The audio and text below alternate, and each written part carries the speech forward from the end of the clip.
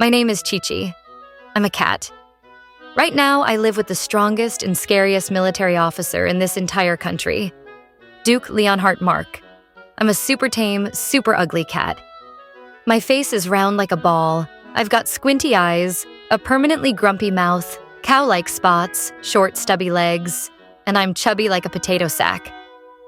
Everyone in the mansion calls me the ugliest cat of the century, Chichi. But my real name is Mary.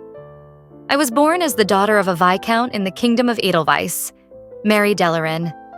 My life was changed by my younger stepsister, the one with the angelic face. I first met her on a snowy winter day when I was 5. I was so excited to meet her and my new stepmother. Dad was coming back home with them and they were going to live with us. At the time, that thought made me really happy. When I was just 1-year-old, my father was assigned as a diplomat to the kingdom of Garnia, way up north, where it's always snowing. Because of the political instability, I stayed behind in Edelweiss. I was raised by my aunt after my mother died giving birth to me. Later, Dad married a noblewoman from Garnia, and they had a daughter together, Emily. Finally, their carriage arrived. I saw Dad get off with a sweet-looking little girl in his arms. He called her Emily. I ran up to greet them with the biggest smile I had. But Emily turned away, clearly not impressed. My stepmother was kind to me, though. She told me stories about her homeland, and knowing I loved reading, she gave me tons of books. Life felt peaceful for a while. But that peace didn't last long. With Dad gone often for work, my stepmother grew lonely and homesick. Then one day, she just disappeared. No goodbye. Just gone. Emily was devastated. She cried every single day. My grandmother from Dad's side came to stay with us, but she clearly favored Emily over me. Everyone adored Emily. They supported her, comforted her, and cheered her on as she prayed every day for her mother's return. I was invisible in comparison. But I understood. She lost her mom. Of course, she was the one hurting most. Time passed, and our family's wounds slowly healed. Emily blossomed into a stunning young woman. Cheerful, sociable, always glowing. The complete opposite of me. I preferred quiet moments with tea and books, tucked away from the crowd. Eventually, I got engaged to Maxis, the 7th Prince of Edelweiss. He was kind, gentle, too good for me, really. I felt proud. Maybe for the first time in my life. But when I turned 18, Maxis came over and met Emily for the first time, and my heart felt something shift. After that, he stopped inviting me out. He kept showing up at the house when I wasn't around. And not long after I turned 19, the truth came out. They'd fallen in love behind my back. Emily begged me to step aside. "You don't suit him," she said, tears in her eyes. The same eyes that stole my fiancé. The next day, Maxis broke off our engagement and asked my father for permission to marry Emily. My father was furious. But with Grandma pushing for Emily, he eventually gave in. Rumors spread like wildfire. The heartbroken noble girl, dumped by her prince, betrayed by her own sister. But somehow I became the villain. People saw Emily and Maxis's love as pure and beautiful. No one wanted to hear the truth. No one believed I was the one who got hurt. My father apologized, but I already knew. I was never the right match for Maxis. He only needed my title. Now that Emily had him, the Dellaren name would pass to him anyway. Who would want to marry me now? I had nothing left to offer. More than anything. I was terrified of being abandoned again. So I said I wouldn't marry. Grandma disagreed and said it'd be strange for me to keep living in the same house after Emily and Maxis got married. And honestly, she was right. I couldn't live like that, watching them together every day. Dad tried introducing me to another noble bachelor, but I told him not to rush. Still, he seemed confident that he wouldn't make the same mistake twice. To clear my mind, I went to a tea house with my aunt, my greatest source of comfort. She encouraged me to attend parties, to distract myself, and deep down, I knew she was right. I couldn't go on like this. Something had to change. So I told her, I wanted to become a woman who could shine too. She was overjoyed. Then suddenly the mood shifted. Duke Leonhart Mark had arrived. He's a regular at the tea house. Odd, considering his bloodthirsty, ruthless reputation. The undefeated Duke, feared on the battlefield, but somehow right at home in a cozy tea house. It was unexpectedly endearing. The night of the grand soirée came. I'd waited for this moment, but of course, I dropped my glasses. They cracked. Standing alone in a crowded ballroom, people began whispering. Some even laughed. Others gossiped about my ex-fiancé choosing my sister over me. I couldn't take it. I left, needing somewhere quiet. I wandered aimlessly and stumbled into a room lined with bookshelves. A table was set with tea and sweets. On the other side, a map covered in war strategies. And notes. Unfinished notes. I peeked at one. The northern nations remain mysterious and worth invading. That shook me. It wasn't what I'd heard growing up. My father and stepmother always spoke of the North as poor, unstable, torn by civil war. Without thinking, I grabbed a pen and wrote a reply on the note. That's not true. The North is deeply impoverished and broken. Would any country ever truly love war? I stared at my handwriting. It was neat and elegant. Guess those calligraphy classes paid off. I felt a strange sense of pride, completely unaware that this small act would change my fate forever. The next evening, I went back to the grand soirée. This time it went a little better.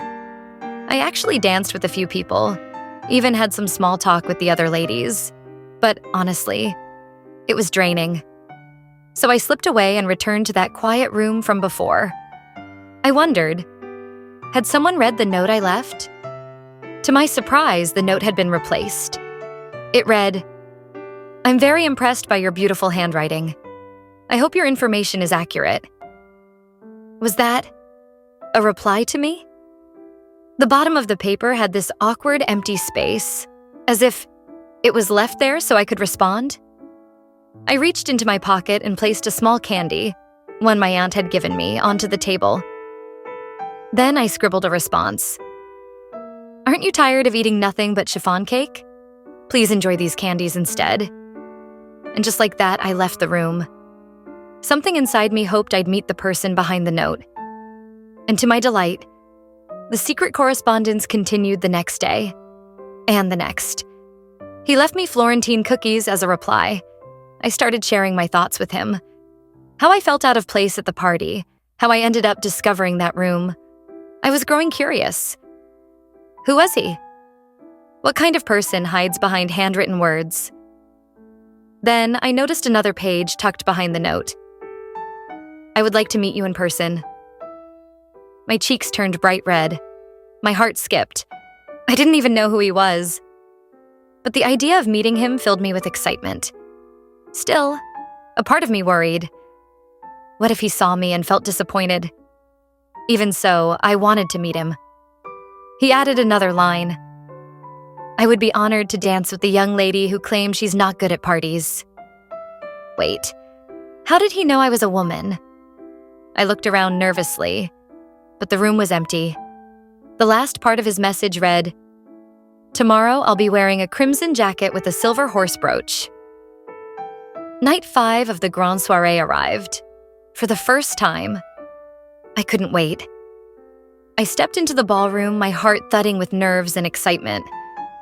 I couldn't calm down, couldn't focus. So I decided to grab some tea to settle myself. But just as I turned around, I bumped into someone. My tea spilled right onto their jacket. Flustered, I stammered apologies and reached out to clean the mess, only to realize it was Duke Leonhart Mark. I froze in horror. I was shaking. But Duke Mark, calm as ever, gently took my hand and told me not to worry about it. With that same calm voice, he asked, "Did I surprise you, standing behind you like that?" I shook my head quickly, apologized again, absolutely mortified. He said he would go change, and just before leaving, he added, "I'll be visiting your home soon." I was stunned. 3 days passed. I couldn't think straight. And I never got to meet the mysterious note writer again. Then, one morning, Father brought unexpected news. He had arranged a suitor for me, and the name he said nearly made my heart stop. Duke Leonhart Mark. Father explained everything. Duke Mark was in a difficult situation. He needed to marry someone soon, or else he'd be sent off to the Southern Islands, a place known for endless heat and dangerous illnesses. My thoughts spiraled. Why was my love story so different from Emily's beautiful fairy tale?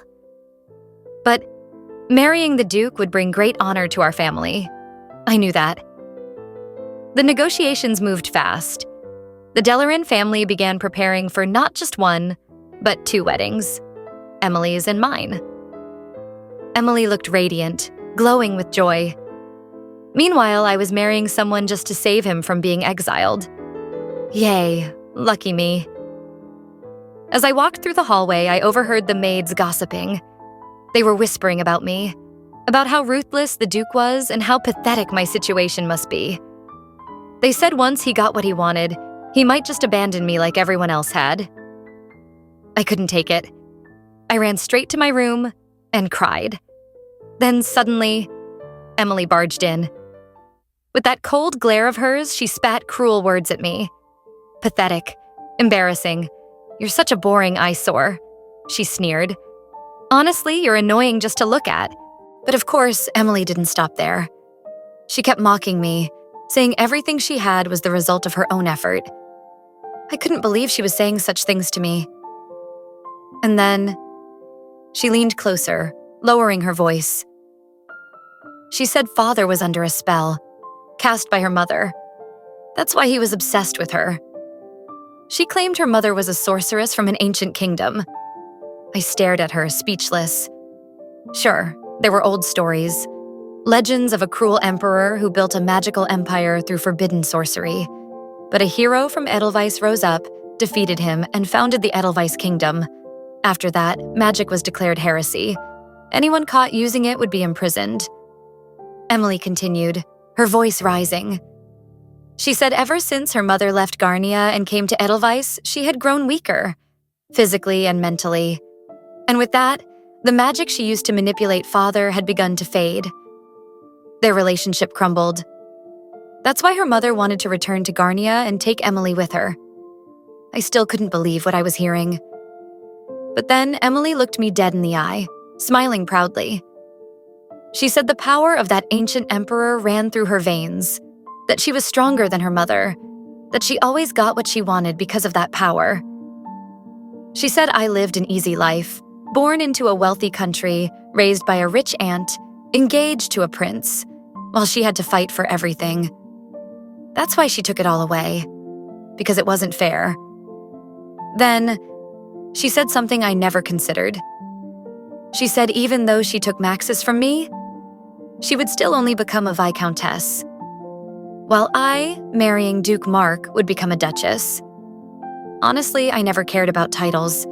In my heart, Emily still won. She had love, even if she stole it. But to Emily, I didn't deserve anything better than her. She said I never tried hard for anything. I tried to explain myself, but she didn't let me speak. Suddenly, she raised her hand with a wicked grin. She whispered, "Let me take your happiness away." A bright light burst from her palm. My body burned with unbearable heat. I screamed. Or, I tried to, but only a bizarre meow came out. When I opened my eyes, I was staring at a mirror. And staring back at me was a cat. A very, very ugly cat. Round face, squinty eyes, cow-like fur, chubby and stubby. It was me. Emily cackled. She said I would never marry Duke Mark now, that no one would ever want to care for such a hideous creature. Before she could catch me, I ran, or tried to. My legs were tiny, 4 of them. I wasn't used to this. No matter how far I ran, no one helped me. Every time I saw my reflection in a puddle or a window, it was true. I had really become a cat. 2 days passed. I was starving. I wandered the streets in the rain, crying out to strangers, begging for warmth. But no one stopped. Then I saw a familiar logo, the sign of my favorite tea house. Inez, the kind maid there. Surely she'd help me. But no matter how hard I scratched at the door, it didn't budge. Exhausted, I collapsed at the entrance. I gave up. That's when I heard a gentle voice. Someone was speaking softly to me, shielding me from the rain with an umbrella. He asked, "Are you okay, little one?" I was too weak to move. I could only meow faintly. My vision was blurry. He kept talking to me, asking if I had a home, if I was waiting for someone. Then he offered to take me with him. Of course I said yes. Well, in cat language. He picked me up.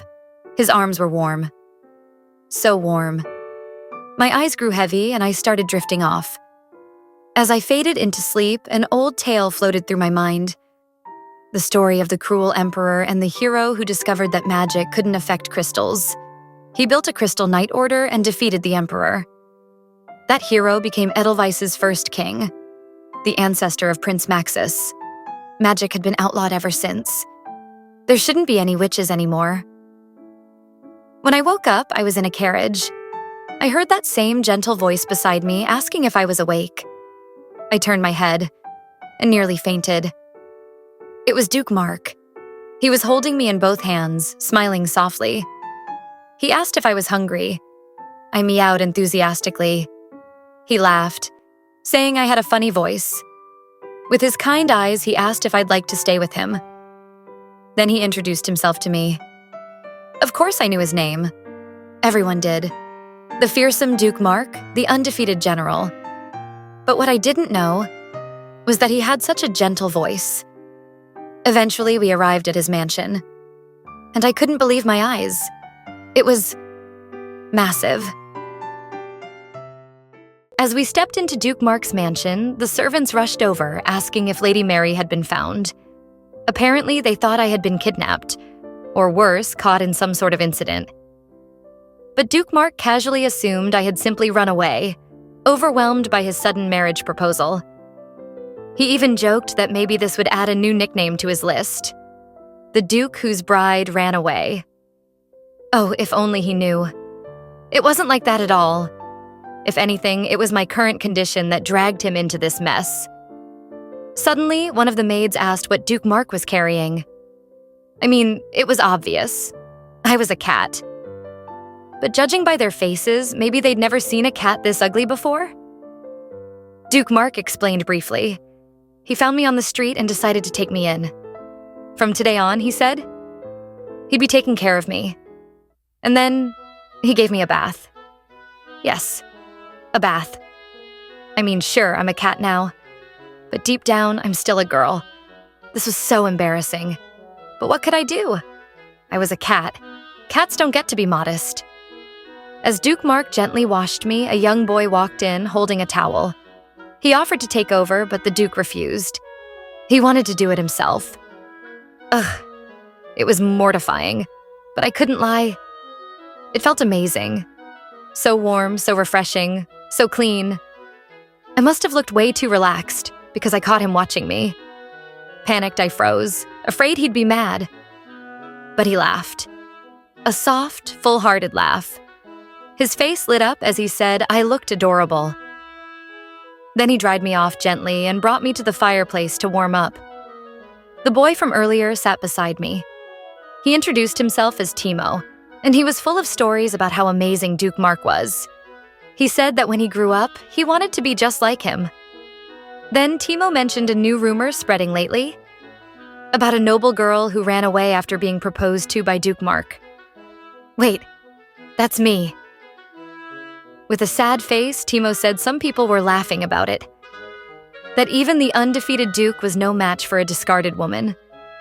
My heart sank. It wasn't Duke Mark's fault. It was mine. Because I became a cat, his reputation took the hit. Still, Timo reassured me. He said Duke Mark was a truly good man. Just then, Duke Mark returned with a bowl of warm milk. I couldn't wait to dive in. As I looked up at him, I noticed his flawless face, his long, flowing hair. He looked like a fairy king, but more importantly, that milk. Since he didn't know my name, he looked at me for a moment, thinking. Then he smiled and named me Chichi, after chiffon, his favorite cake. I approached the bowl and gave him a glance as if to ask, "May I?" The milk was heavenly, richer and smoother than anything I'd ever tasted. As I drank, Duke Mark and Timo watched me. They weren't teasing, but I still felt a little self-conscious. Was I really that ugly?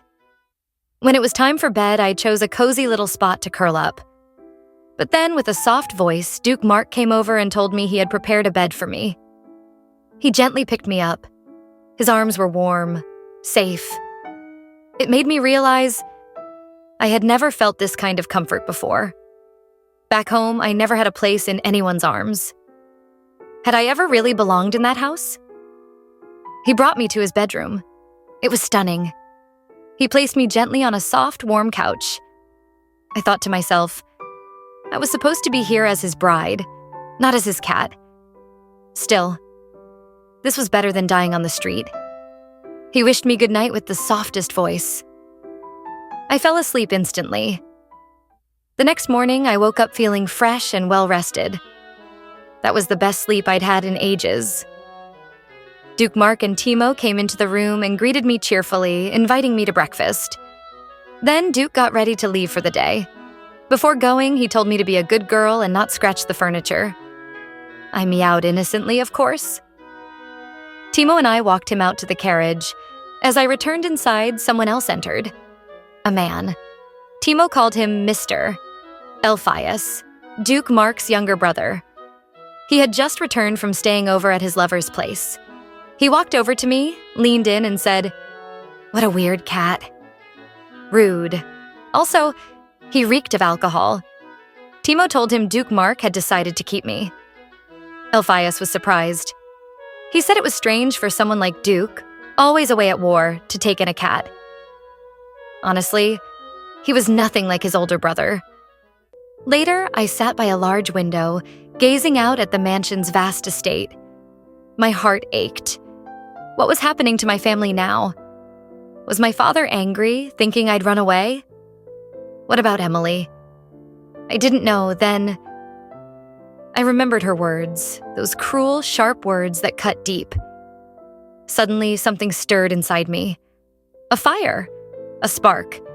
I wanted to change. Enough sulking. All right. First step, explore this mansion from top to bottom, before Duke Mark returns. I began exploring the mansion, room by room, until I stumbled into a large library, its shelves lined with neatly arranged books. I imagined Duke Mark studying here diligently. All of his victories. Surely they were earned through years of hard work. The rumors never mentioned that part. There were always stories. That Duke Mark had 4 mistresses hidden in the mansion. That he had a torture chamber in the basement. In truth, the basement was just for storage. And the maids and butlers here were simply hardworking staff. All of it. Nonsense. As I wandered on, a delicious smell led me to the kitchen. The cooks immediately recognized me as Chichi, the Duke's cat. They gave me tasty treats. Oh, I am definitely coming back here more often. Then, as I was heading out, I overheard voices. It was Elphias, with a beautiful woman. Wait, that's the opera diva. So they're lovers? But hold on. Didn't Elphias just return this morning from his other lover's house? Wow, this man is truly a playboy. Oh no, I think they spotted me. Elphias walked over, eyes narrowing. He asked if I planned to rat him out to Duke Mark. Then he told me to stop spying and go play with Timo instead. I meowed at him and turned around with as much sass as my stubby legs could give me. But then he paused, surprised by my reaction. Had I been too obvious? Panic set in. But thankfully, the opera diva tugged his arm and led him away. Phew, that was close. As I wandered aimlessly, a thought crept in. What if those mistress rumors weren't about Duke Mark, but about all the women Elphias brought in? Just then, I ended up near the training grounds. Something felt off. Then I heard it. Barking. Loud. Fast. Dangerous. I turned and saw the dogs charging at me, eyes locked, teeth bared. I ran for my life, my tiny legs moving as fast as they could. By some miracle, I scrambled up a tower and hid by a window ledge. The guards eventually came, calling off the dogs. They told me to come down. But I couldn't move. My legs were frozen, and now that the adrenaline was fading, I realized my tail was injured. It hurt. Badly. Everything started to blur. I think I fainted. That night, I woke up in something soft and warm. A familiar voice whispered gently, "Did I wake you?" It was Duke Mark. He stroked my fur tenderly and looked at me with soft eyes. "Are you trying to run away too?" He chuckled lightly, almost like he was joking, but I could hear the pain in his voice. No, that wasn't it at all. To lighten the mood, I tried acting cute. I fluffed up, rolled over, curled my tail, doing everything I could to look like an adorable little furball. Though, I probably still looked weird. He stared at me intensely. Did I annoy him? Wait. His cheeks flushed. "You're too cute," he murmured. "Seeing you like this makes all the stress of work disappear." Then came a voice from behind. It was one of his closest aides. With a stern tone, he said, Duke shouldn't get too distracted. He reminded him that he had more urgent matters to deal with, like choosing a wife. Duke Mark sighed, saying he already had someone in mind. But she ran away. Me. He was talking about me. I couldn't help it. I meowed loudly. I didn't run away. The aide scoffed, saying Duke should just find someone new. He called me a selfish woman, implying I didn't deserve Duke. But Duke defended me. "She did nothing wrong," he said. "Don't call her that." My heart felt warm. Even though I was just a cat in his arms, he still protected my name. But the aide kept pressing. Duke needed a wife soon, for the family's future. Duke replied, if he couldn't find me, then he'd consider the aide's suggestions. Once we were alone, Duke looked tired. He suddenly buried his face into my fur. I froze. Then, softly, he said, "I'll take you out for a walk sometime." He kissed my forehead, and in that warmth, I drifted into the sweetest sleep. Deep down, I wanted to know more about the real Duke Mark. The next day, Timo carries me to Duke Mark's study. I trot over, and Duke Mark lifts me with both hands, smiling softly. "Today," he says, "I'm taking you to the capital, just like I promised yesterday." He places me gently on his lap, his hand stroking my fur as he enjoys its warmth. My heart races. If I still had a human face, it'd be bright red by now. Soon we set off, riding a carriage toward the capital. Timo's with us, of course, and he's brought a little feather toy for me. Honestly, I think it's silly. I'm a person, not a house cat. But somehow I get caught up in it. Before I know it, I'm chasing that stupid feather like a real cat. Duke Mark and Timo both laugh as they watch me play. Ugh. Well, I guess it can't be helped.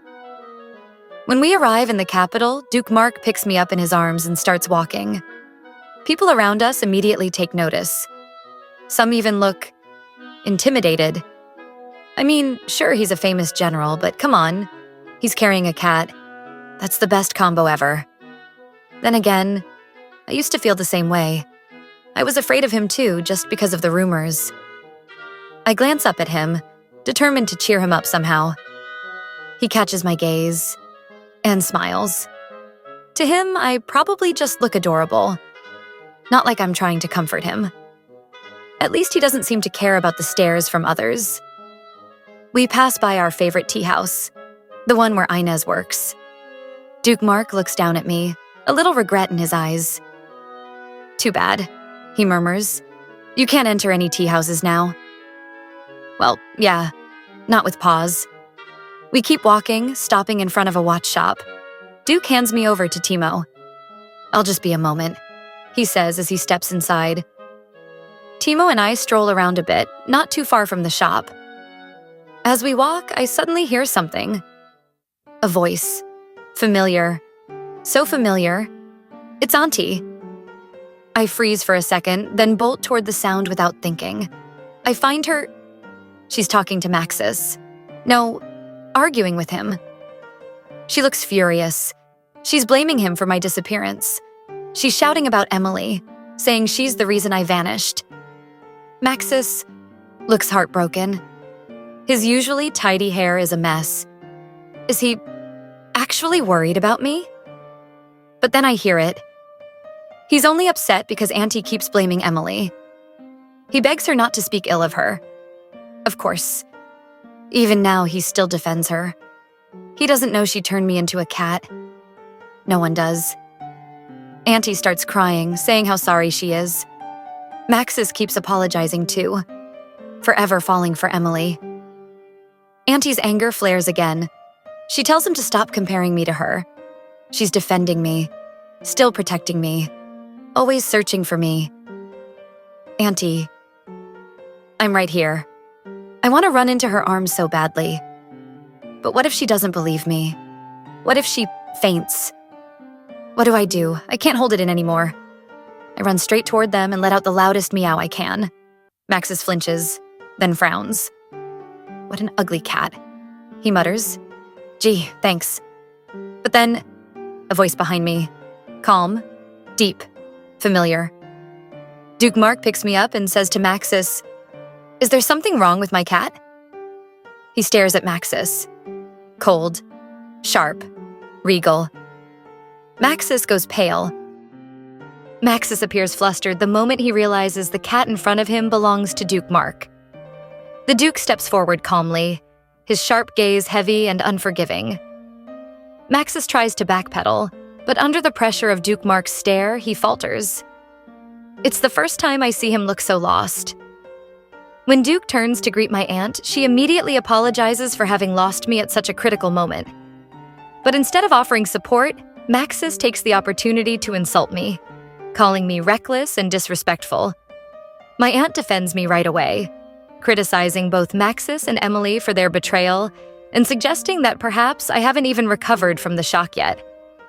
Duke Mark then asks Maxis what he's doing here. Maxis mutters something about searching for me as well, but Duke doesn't acknowledge it. He instead assures my aunt that he will continue looking for me himself. She seems moved by his words and offers a heartfelt thank you before climbing into her carriage. Just before Maxis follows, Duke Mark asks him a quiet, unexpected question. Whether he had ever, even once, truly felt something for me. His voice softens near the end. He doesn't finish his thought. There's a faint blush on his face and a flicker of sadness in his eyes. And I find myself wondering what he was trying to say. Maxis doesn't answer. He simply says he hopes I'm found soon. But his ocean blue eyes, once so captivating, have never truly looked at me with real meaning. Later that day, Duke Mark visits every tea house in the capital, one by one, searching for the missing Lady Mary. Back in the carriage on the way home, I sit in silence, watching him. His expression is thoughtful, burdened. I want to apologize. I want to tell him I never meant for things to be like this. But deep inside, I don't understand. Why would someone like him go so far? For me? The next morning, the mansion is bustling with unusual energy. Everyone is moving faster, preparing for an important guest. Timo finds me with his usual big grin. He tells me that Princess Amelia, the king's first daughter, is visiting today. She is known across the kingdom for her accomplishments in literature and swordsmanship, and is widely seen as the king's greatest hope. She has a different mother than Maxis, and I've only met her once before. Before leaving, Timo leans down and whispers into my ear. He says he thinks Duke Mark and the princess would make the perfect couple, especially since they were childhood friends. I don't know why, but my chest feels tight. While I'm lounging, Elphias suddenly appears. He greets me casually and says he brought me a gift. A toy mouse in a basket. Not exactly something I appreciate. He lifts me up and reminds me not to behave rudely toward the princess. Then he shares a bit of his childhood, recalling the days when he trained in swordsmanship at the palace. Out of all the gifted children, he says, only Amelia and Duke Mark truly stood out. But Amelia, it seems, never paid attention to Alpheus the way he had hoped. Judging by my expression, he probably senses I'm unimpressed. He starts watching me more closely, noting how I always seem to be eavesdropping on conversations around the mansion. Then comes the question, am I really just a cat? Behind that playful demeanor, his instincts as a knight are sharp. Would he believe me if I told him the truth? Would he even help me? Before I can ponder it further, he places me in the basket he brought, then casually states that he'll toss me into the river. Panic fills me. I meow in protest, loud and desperate. But instead of laughing, he stares at me with narrowed eyes, saying I'm definitely not normal. He tells me to be quiet and begins walking.